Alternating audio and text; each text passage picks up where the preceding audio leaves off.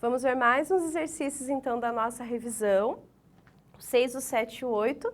E, claro, gente, não são todos os exercícios da prova, mas eu espero que já dê uma luz aí do que pode aparecer na sua avaliação, tá bom? Então, gente, olha só o exercício 6. No exercício 6 eu tenho uma função aqui, uma expressão, para representar o número de consumidores de um determinado produto X meses após o lançamento desse produto, tá bom? E aí a pergunta, né, que claro vai estar mais elaborada lá, mas vai perguntar assim, quantos meses passaram para que o número de consumidores tenha zerado? Como assim zerado? Como a gente tem aqui uma equação, uma função de segundo grau, gente, o gráfico é uma parábola, o A é negativo, então a gente tem aquela parábola que é voltada para baixo, ali a concavidade, então vai ter uma quantidade inicial de consumidores, vai crescendo, mas depois vai diminuir até zerar novamente. E ele quer saber esse período aqui, ó, né, de tempo que demorou para que o número de consumidores tenha zerado. Então, nesse caso, gente, eu não quero saber aqui o máximo ou o mínimo, eu quero saber quando que é zero. Aí, quando é zero, para eu saber, para eu descobrir o valor de x, que ele quer saber quantos meses se passaram, basta eu igualar, então, essa minha função, essa minha equação, a zero. Nesse caso, sim, porque eu estou perguntando quando que a quantidade de consumidores vai ser zero. E aí, você tem uma equação quadrática para resolver, gente. Tá bom? Então, veja a diferença. Falou em máximo e mínimo, pensa em vértice. Falou em zero, quer saber quando encontra o chão, alguma coisa nesse sentido, se for no lançamento de uma bola, aí não, aí você quer saber quando de fato isso aqui é igual a zero, tá bom? Gente, para resolver isso aqui, você pode usar a fórmula conhecida como Bhaskara, ou você pode deixar o x em evidência, que eu prefiro. Nesse caso, eu vou deixar o x em evidência, menos 0,2x, é fazer a distributiva ao contrário, né? E aqui 0,4, porque o x está em comum ali, né? Tanto no primeiro membro como no segundo. O primeiro termo aqui como o segundo termo, certo? Dessa equação aí, dessa função. E aí, galera, quando a gente tem um produto que equivale a zero, ou o primeiro termo desse produto, no caso x é igual a zero, que esse valor não nos interessa, porque já era o tempo inicial, quando o produto foi lançado. Eu quero saber quanto tempo passou para ele para ficar zerado de novo. Então, é o segundo x que vai me interessar. Então, esse segundo termo desse meu produto vai ser igual a zero também. Beleza? Então, vamos descobrir o valor de x. Eu posso colocar o 0,4 para o outro lado, zero menos, fica menos. Multiplica por menos 1 e na sequência passa o 0,02 dividindo. Então fica positivo, porque eu multipliquei por menos 1 aqui também, e passei o 0,02 dividindo. Gente, é claro que você vai poder usar a calculadora, mas por favor, não pensa que só porque tem um número decimal aqui que tem que ficar um número pequenininho, né? É o contrário, né? Ele vai aumentar aquele 0,4 ali quando você dividir em partes decimais. Então 0,4, vou fazer a divisão aqui, gente, dividido por 0,02, tem que igualar a quantidade de casas, vai ficar 40 dividido por 2, 20 meses. Então, 20 meses após o lançamento do produto, esse produto teve 0 consumidores, certo? Então, ele fez sucesso na época, de repente começou a degredir, e a fábrica faliu, tá bom? Vamos lá, gente, próximo, exercício 7 agora. Observe o gráfico da função dada, né? Te deu uma função lá e apareceu o gráfico. Gente, quando a gente tem uma função de terceiro grau, ela pode ter, no máximo, então, 3 raízes diferentes, 3 zeros diferentes.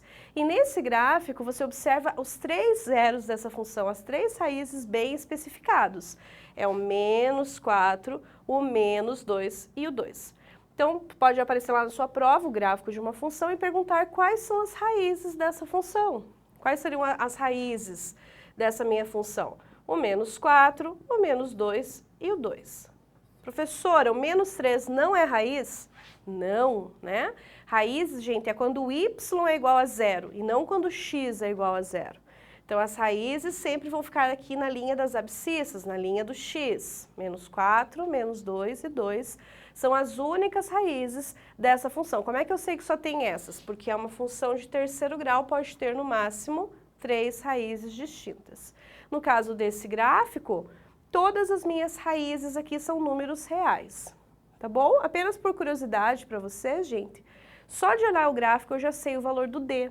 O D ali é menos 3, que aí sim é quando o x é igual a zero. Então, aqui vai ser tudo zero, só sobrou o D, que é menos 3. Então, o valor do termo independente de x aqui sempre é o valor onde corta o eixo y.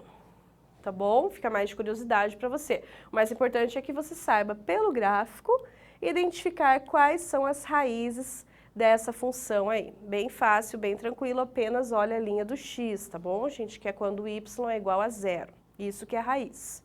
E mais um exercício, o número 8. Escreva z igual a 2 na forma trigonométrica.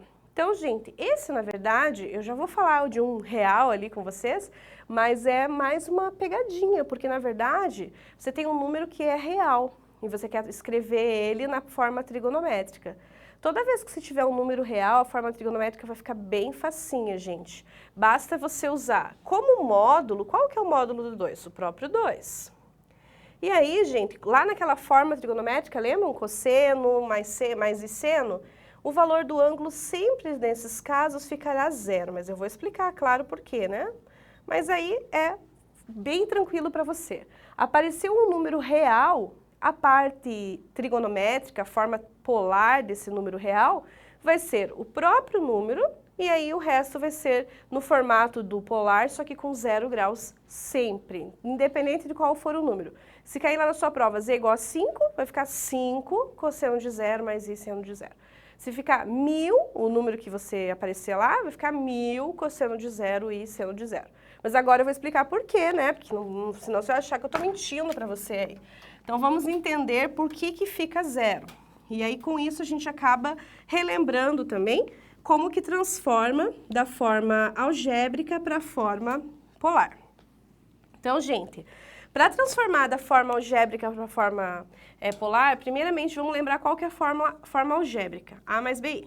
E a fórmula polar, ρ, que é o módulo, pode estar como módulo de Z, cosseno de um determinado ângulo, mais I vezes seno de um determinado ângulo. Primeira coisa que você precisa quando vai fazer essa transformação é descobrir o valor do ρ, que é uma formulazinha. Raiz de A ao quadrado mais B ao quadrado. No exemplo que eu tenho, gente, eu tenho lá que z é igual a 2. Então, eu sei que o meu A vale 2, mas o B vale 0, porque não tem essa parte do I. Então, nesse exemplo, o meu A vale 2 e o B vale 0. Quando eu for calcular o módulo disso, gente, vai ficar raiz de 2 ao quadrado mais 0 ao quadrado. Então, vai ficar raiz de 4, que é 2. Por isso que o meu módulo é o próprio número. Porque mesmo que eu jogue na fórmula do módulo, eu vou encontrar o próprio número. E como que eu faço para descobrir o ângulo, gente? Eu vou usar as minhas relações trigonométricas de seno e cosseno. O seno é B sobre o módulo, isso aqui tudo é formulazinha, gente.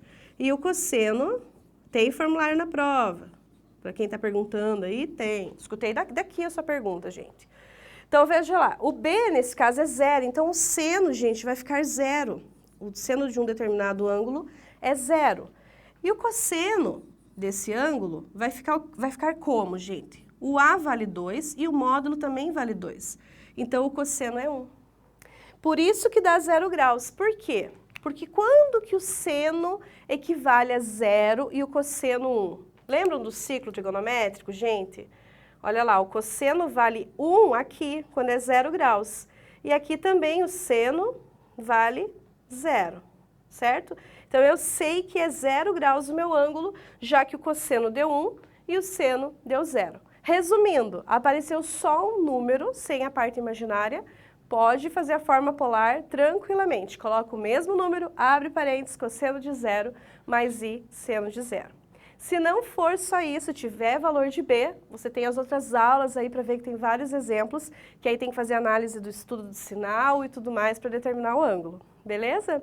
Pessoal, espero que essa aula hoje, né, esses exercícios ajudem você na sua prova, tá bom?